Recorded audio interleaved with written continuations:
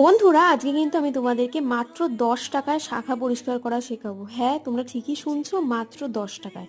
এর জন্য কিন্তু তোমাদের নিয়ে নিতে হবে 10 টাকার একটা কোলগেট আর একটা, বাড়িতে যে অনেক টুথব্রাশই থাকে, তো একটা টুথব্রাশ নিয়ে নেবে। নিয়ে শাখার মধ্যে ভালো করে টুথপেস্টটাকে লাগিয়ে রাব করে নেবে শাখাটায় ধরে।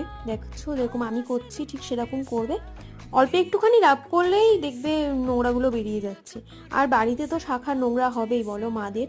তো এটা আমার মায়ের হাত, তুমি 2 হাতে করে নেওয়ার পরে আমি মাকে বললাম হাতটা ধুয়ে নাও। তো এই ধুয়ে নেওয়ার পরে আমি কিন্তু তোমাদেরকে রেজাল্টটা দেখাবো। শাখা কিন্তু পুরো একদম নতুন হয়ে যাবে। ইয়েস, তোমরা ঠিকই শুনছো, একদম পুরো নতুনের মতো দেখতে হয়ে যাবে।